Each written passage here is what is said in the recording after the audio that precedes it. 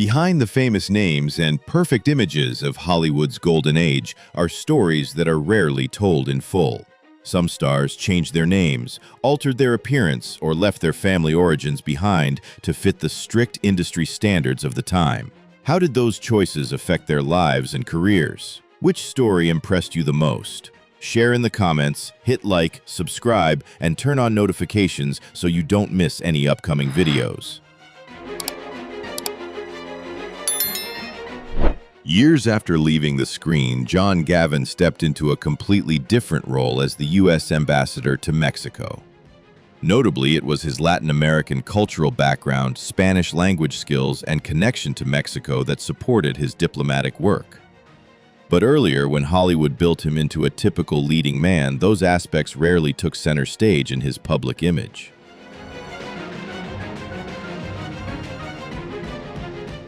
John Gavin was born in 1931 in Los Angeles as Juan Vincent Apablaza. After his mother remarried, he was adopted by his stepfather and took the surname Goliner before using John Gavin as his professional name. His mother was born in Mexico, and his maternal family had links to long-standing Spanish communities in California. Gavin grew up influenced by both American and Mexican cultures and was fluent in Spanish. After serving in the U.S. Navy, Gavin entered film with his tall build, classic features, and calm demeanor. Universal saw in him the type of leading man Hollywood favored in the late 1950s. He appeared in Imitation of Life, Spartacus, and Psycho, where he played Sam Loomis, the man searching for the truth after Marion Crane's disappearance. On posters and promotional materials, Gavin was often presented as a star with classic Hollywood looks. His Mexican background and Spanish proficiency were not entirely hidden, but they were rarely emphasized during his peak fame. The short, clearly Anglo-American sounding name John Gavin also helped him fit the leading man archetype that studios sought at the time.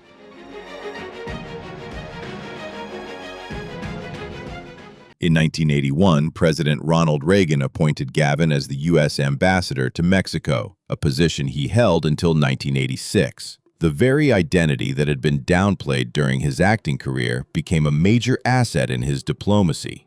John Gavin's story shows how old Hollywood often simplified a multi-layered individual into a recognizable image, while the true person behind it carried a much richer family history and cultural foundation.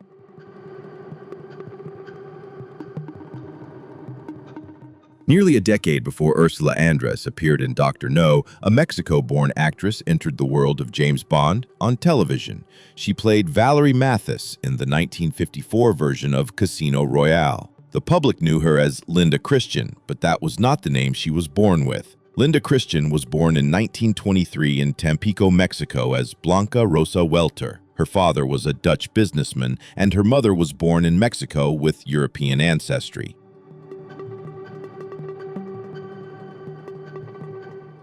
Due to her father's work, Christian spent her childhood in various parts of Europe, Africa, Latin America, and the Middle East. This life helped her speak multiple languages and develop an international poise from a young age. After arriving in the U.S., she began using the stage name Linda Christian and signed with MGM. From small roles, Christian gradually gained attention through Tarzan and the Mermaids before becoming Valerie Mathis in Casino Royale. Her marriage to actor Tyrone Power also kept her name frequently in the press and helped her become a familiar figure in international high society.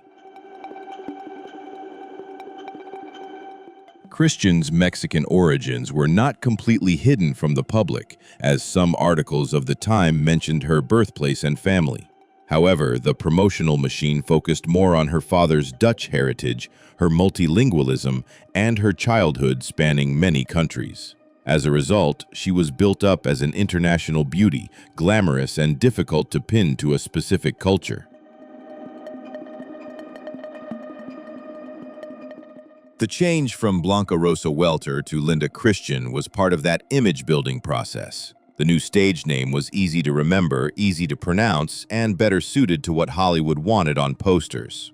Her story was not entirely about erasing her Mexican roots, but rather reflected how studios selected the most favorable parts of an artist's biography and arranged them into a more marketable persona.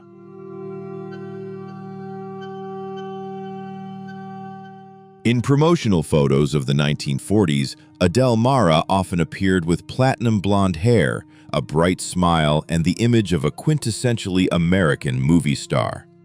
She became a familiar face in magazines and pinup photos for wartime soldiers. But before that image was formed, she was Adelaide Delgado, a young, dark-haired dancer seeking opportunities in the entertainment industry. Adelaide Delgado was born in 1923 in Highland Park, Michigan, to a family of Spanish and Mexican descent. She studied dance from a young age and was soon noticed by band leader Xavier Cugat, later performing with his band. During this time, Delgado caught the eye of a talent scout from Columbia Pictures and began her film career. When she signed with Columbia, the name Adelaide Delgado was gradually replaced by Adele Mara. In her early years, she mostly appeared in small roles, often as dancers, singers, or characters with a Latin flair. After moving to Republic Pictures, Mara's appearance was significantly altered.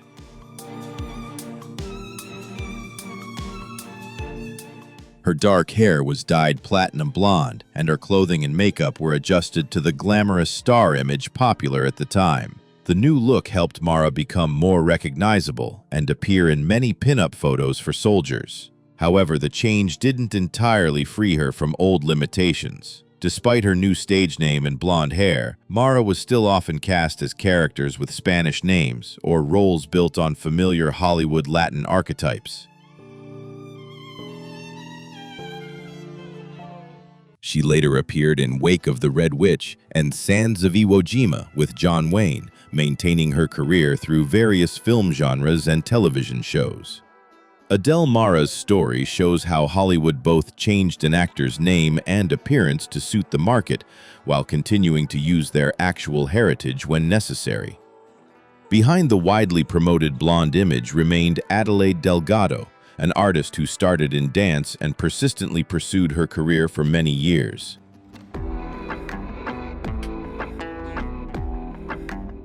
Did you know that Adele Mara was actually born as Adelaide Delgado? Share your thoughts on this special journey in the comments. And if you love stories behind the Hollywood spotlight, don't forget to like, subscribe, and turn on notifications for more videos.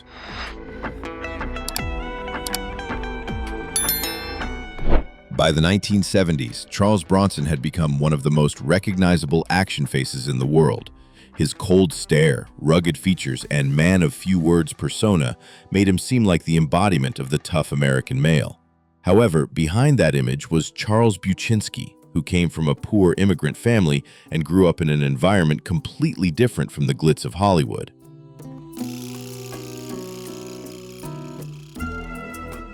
Bronson was born in 1921 in the coal mining region of Ehrenfeld, Pennsylvania, the 11th of 15 children. His parents were of Lithuanian descent, and his childhood was marked by poverty, hard labor, and an immigrant community that primarily spoke Lithuanian and Russian. As a young man, he worked in coal mines before serving in the military and later finding his way to California to study acting.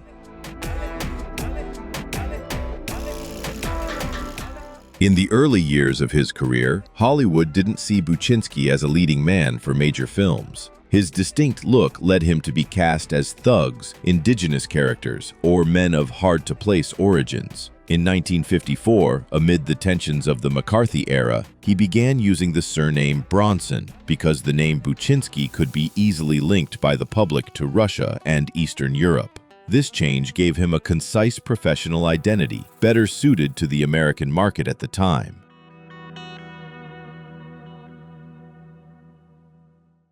Nevertheless, Hollywood continued to exploit the very features that once made Bronson hard to classify. He could appear as an indigenous warrior, a Western gunslinger, or a man from a distant land.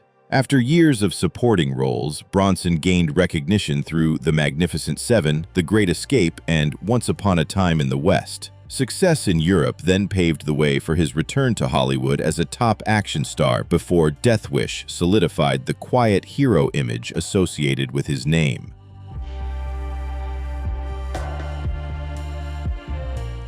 The transition from Charles Bukowski to Charles Bronson did not make his origins disappear completely, but it made that biography less visible behind a carefully constructed cinematic image. Hollywood kept the weather-beaten face, the silence and the toughness that made him unique, while his name and family history were simplified for the general audience. Behind one of the most famous American screen heroes remained the son of an immigrant family who once worked underground before finding his place on the silver screen.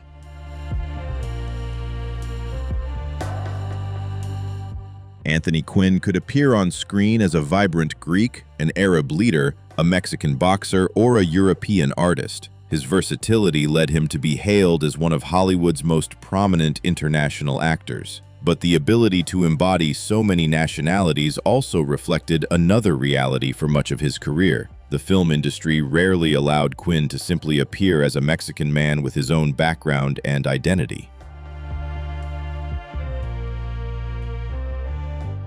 Quinn was born in 1915 in Chihuahua, Mexico, with his name often recorded as Antonio Rodolfo Oaxaca Quinn. His father had a Mexican and Irish background, and his mother belonged to a Mexican family. When Quinn was young, the family moved through Texas before settling in Los Angeles. He grew up between two cultures, but once felt he was not fully accepted in either the Mexican community or American society, an experience that later deeply influenced how he viewed himself and chose his acting career.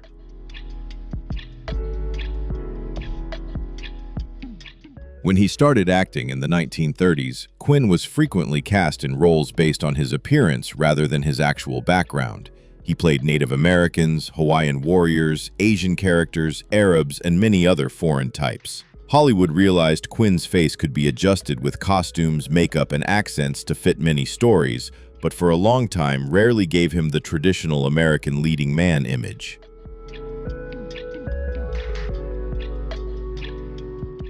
His talent eventually helped Quinn break through initial limitations. He won an Oscar for Best Supporting Actor in Viva Zapata and received a second for his role as painter Paul Gauguin in Lust for Life. Roles in La Strada, Lawrence of Arabia, and Zorba the Greek then turned him into a globally recognized star. In particular, Zorba became a lasting image associated with Quinn, even though the character was from a culture different from his own Mexican roots.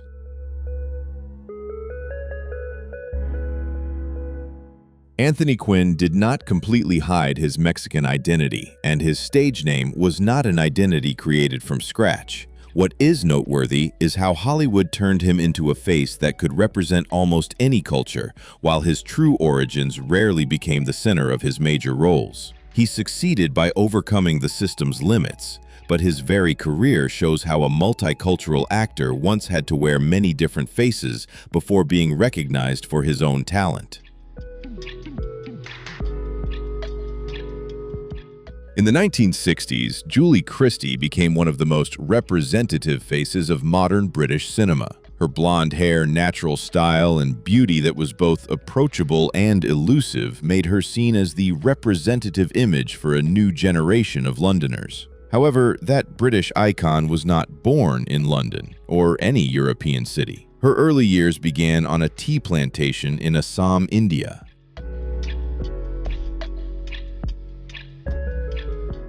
Julie Frances Christie was born in 1940 in the Assam region when India was still under British rule.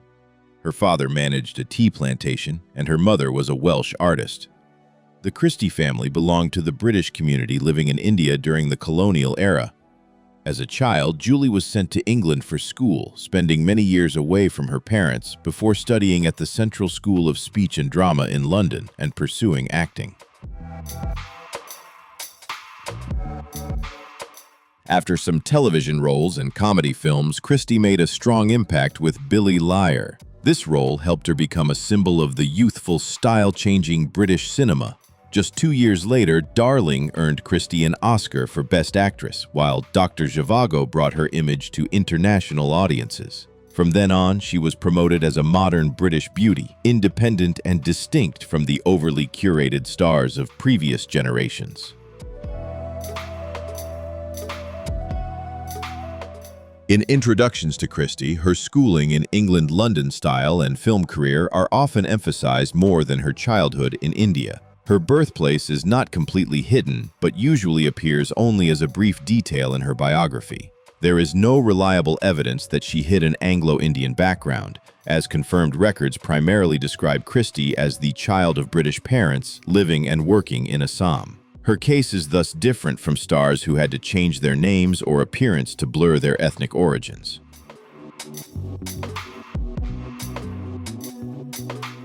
What is noteworthy in Julie Christie's story is how the media simplified a childhood influenced by colonial history into the image of a star completely tied to modern Britain. She is truly a British actress, but her journey as a person and her worldview also began in India through years of living away from family and growing up among different environments. Behind the icon of 1960s London is a biography broader than what usually appeared on movie posters. How do you think a childhood in India and years of living in different environments influenced Julie Christie's person and career? Leave your thoughts in the comments. Don't forget to like, subscribe, and turn on notifications to continue exploring lesser-known stories behind screen legends.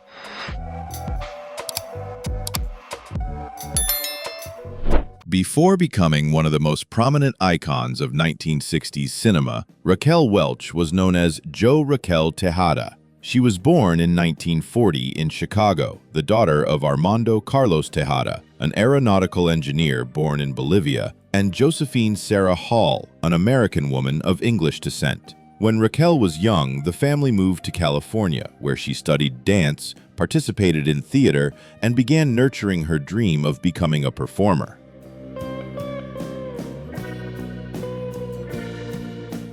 The surname Welch came from her first husband, James Welch, rather than being directly created by a studio.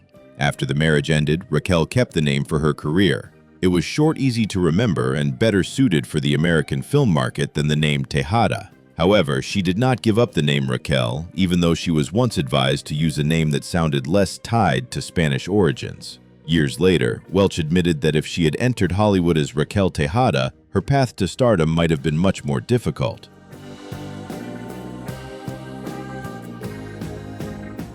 A major turning point came in 1966 when she appeared in Fantastic Voyage and 1,000,000 Years BC. With just a simple outfit and an image widely used on posters, Welch quickly became a globally recognized face. Hollywood focused heavily on her hair, physique, and distinct beauty, but rarely made her Bolivian background a key part of her promotional image. The public knew Raquel Welch as an American bombshell rather than the daughter of a South American immigrant family.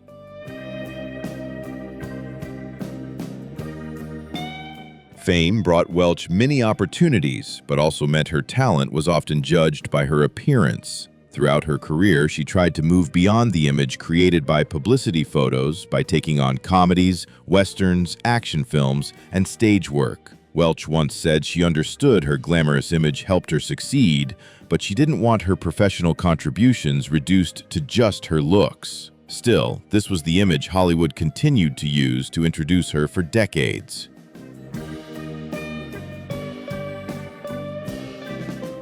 Raquel Welch's Bolivian roots were never entirely a secret, but during her most famous years, they were not the part placed at the center. Hollywood kept the beauty they considered distinct while introducing her with a name and image more accessible to the general audience. Behind Raquel Welch on the poster remained Raquel Tejada, a woman of two cultures who once had to find a way to assert herself in an industry that allowed very little space for stars of Latin American origin.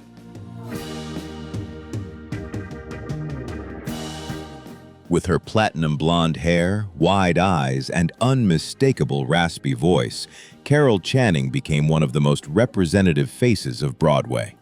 She was famous for the role of Lorelei Lee in Gentlemen Prefer Blondes, and later made a lasting mark as Dolly Levi in Hello, Dolly. That bright, humorous, and energetic image followed Channing through much of a career spanning more than half a century.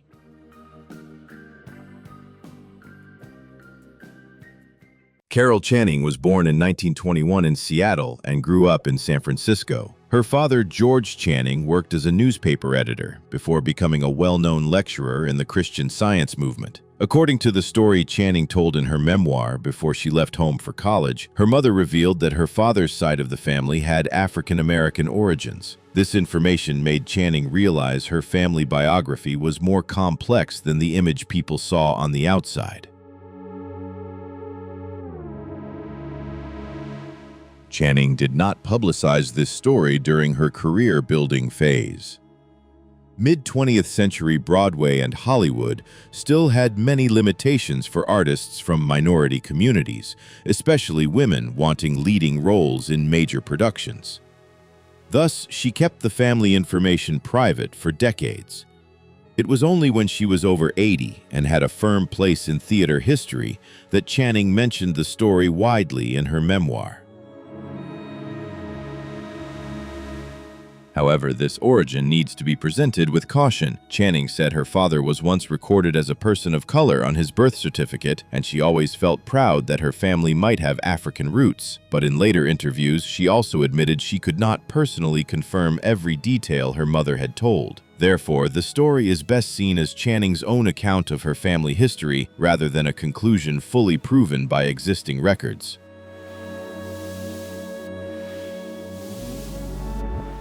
Even though those origins did not appear in her public image, Carol Channing still built an extraordinary career through her stage talent and unique style.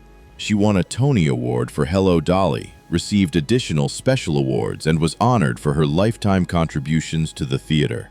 Her story shows that a part of family history can be kept quiet not for lack of pride, but because the professional environment at the time made revealing it a risky decision.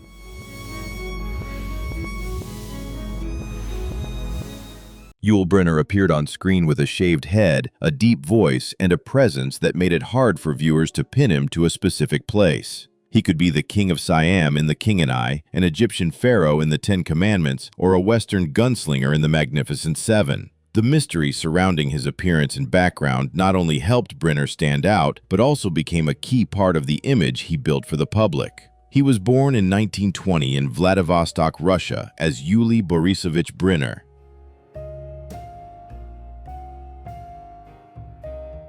Brynner's family had many different origins, including Russian Swiss and a part of Buryat ancestry from Siberia. However, the exact information about his childhood was, for many years, obscured by a series of different stories. At times, Brynner said he was born on Sakhalin Island. At others, he created details about Mongolian roots and an adventurous childhood that were hard to verify. These stories contributed to the image of an artist who could not be easily classified. Instead of letting the press limit him to the identity of a Russian immigrant, Brynner turned his background into something ever-changing. He provided so many different versions that the public found it hard to tell fact from promotional fiction. It was only years later that family documents and a biography by his son helped clarify the actor's true birthplace and origins. The role of King Mongkut in The King and I turned Brynner into a major Broadway star before taking him to film. He shaved his head for the role and kept the look as his trademark.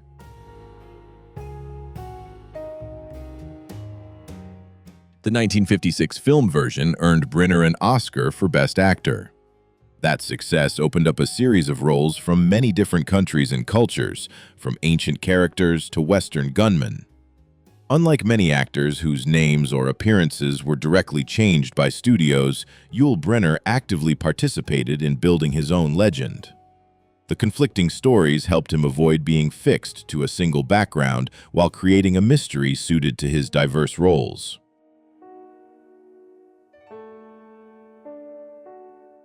Behind that image remained a man born in the Russian Far East, carrying a multicultural family history and understanding well that in Hollywood, a compelling story sometimes has as much power as the face on the screen. Was Yul Brynner's active creation of mysterious stories about his background a smart strategy, or did it make it hard for the public to see the real man? Leave your viewpoint in the comments. If you love the lesser-mentioned backstage stories of Hollywood, hit like, subscribe, and turn on notifications for more videos.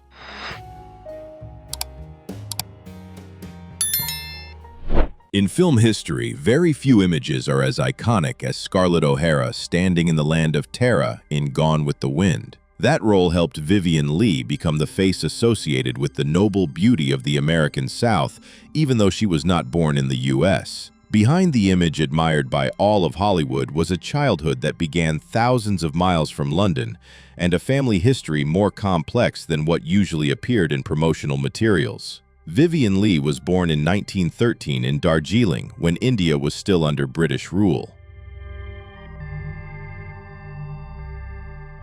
Her father was Ernest Hartley, a British cavalry officer working in India, and her mother was Gertrude Robinson Yakjay. Some biographical documents once mentioned Armenian and Indian origins in the maternal family, but the exact level of each ancestral branch was not always recorded consistently. What is certain is that Leigh's early years were tied to colonial society and a cultural environment far from the quintessentially British image the public later knew. When the family took Leigh back to England for school, she quickly developed a love for the theater.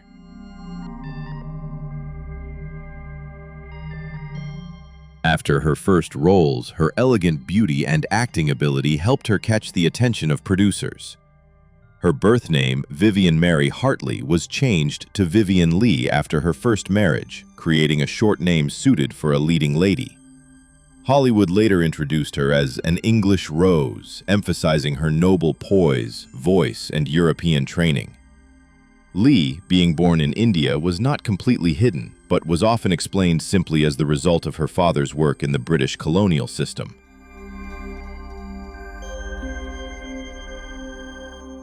More complex details about her maternal family history rarely made it into promotional files. In the cinema context of the 1930s and 1940s, studios often desired a clear, easy-to-remember story suited to the role. Thus, the image of an elegant British actress gradually became the version most widely known by the public. Vivien Leigh's talent eventually surpassed all stories about her origins.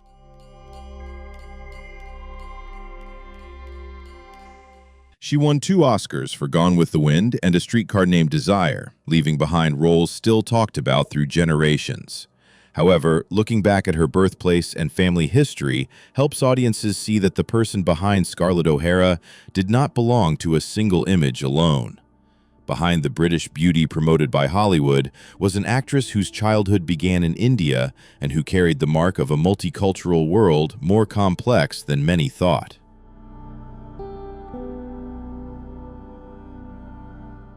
For decades, Merle Oberon's official biography stated that she was born in Tasmania, a remote island of Australia. That story appeared in articles, studio files, and carefully prepared interviews. However, the truth about where she was born only became clearly known to the public after her career had passed its peak.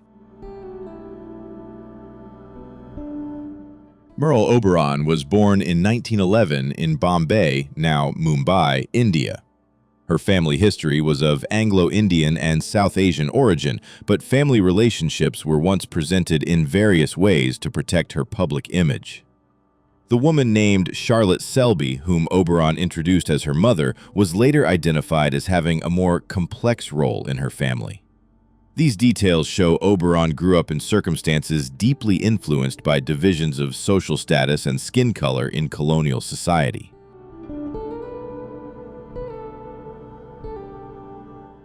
When she arrived in England and began pursuing acting, Oberon was quickly noticed for her striking face and elegant demeanor.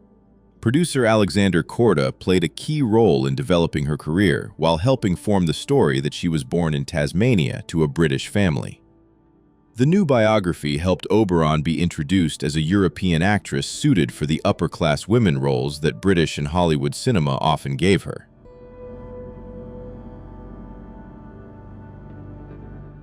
Oberon's image was also strictly controlled on screen. Lighting makeup and close-up shots were often used to create a look consistent with movie star standards of the time. Some records even say that when relatives came to live with her, their family relationship was not fully disclosed before guests and the press. Although every detail was not always confirmed the same way the Tasmania story clearly became a long-lasting part of the image the film industry built for her.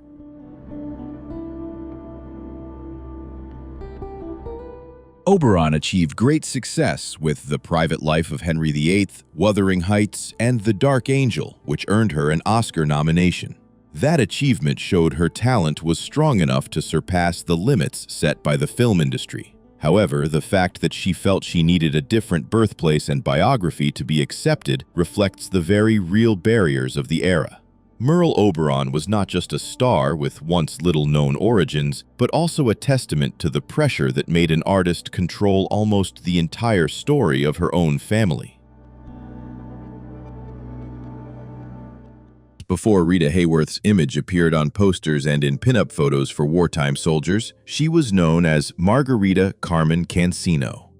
Back then, she was a young dancer with dark hair, a low hairline, and a look that clearly showed her Spanish origins.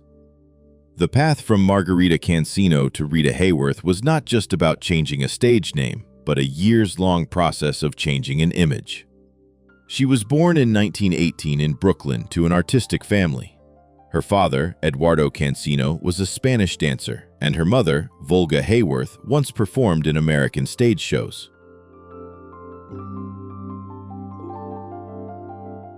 Margarita began learning to dance as a child and soon appeared with her father in performances. Those skills brought her to cinema, but in the early stage, Hollywood usually only gave her roles as dancers or familiar Latin-themed women. When she signed with Columbia Pictures, her image was adjusted to access larger roles. Margarita Cancino began using the name Rita Hayworth, combining a short first name with her mother's maiden name.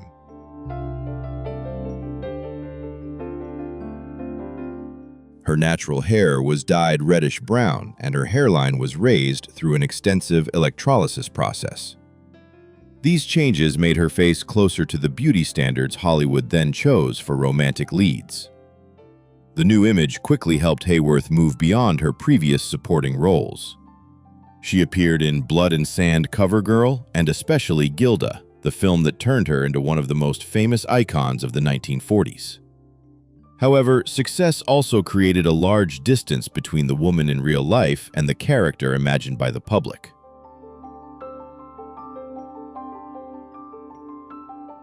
Hayworth once expressed that many people were attracted to Gilda but did not truly understand the person behind that image. Rita Hayworth's change reflects how Hollywood once viewed names, hair, and facial features as adjustable parts to serve the market.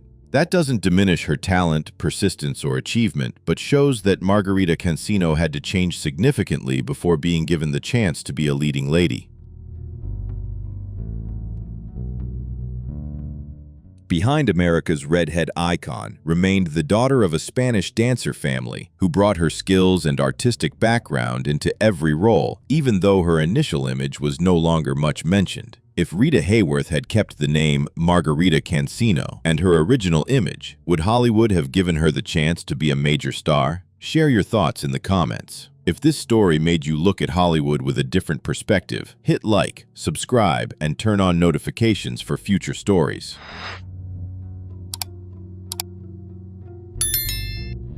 When Boris Karloff appeared in Frankenstein in 1931, much of his face was covered by makeup that has since become an icon of horror cinema. The monster role made him famous worldwide, but also left the public paying little attention to the real man behind the makeup. Before the name Boris Karloff appeared on screen, he was William Henry Pratt, an Englishman born to a family with a history linked to India.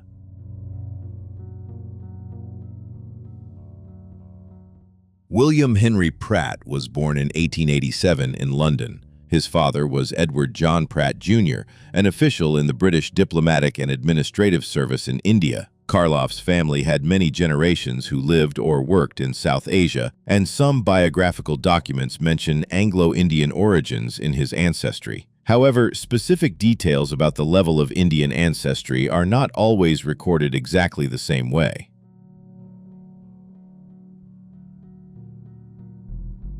After leaving England and arriving in Canada, Pratt worked various jobs before joining a touring theater troupe.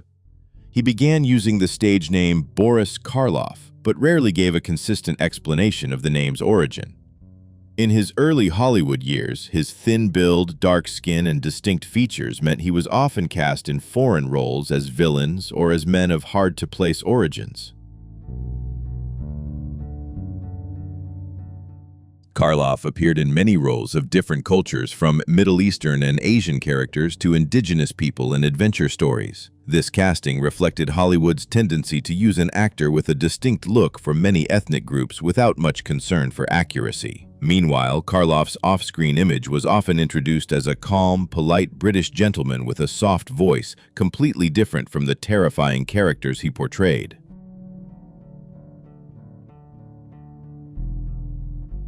The success of Frankenstein, the Mummy, and Bride of Frankenstein turned Boris Karloff into one of horror cinema's greatest legends. However, his career also shows Hollywood both exploited the features they saw as distinct while simplifying the actor's biography into the image of a mysterious Englishman. Behind the famous monsters was William Henry Pratt, an artist with a family history tied to many lands who had to overcome a series of stereotypical roles before being recognized for his own talent.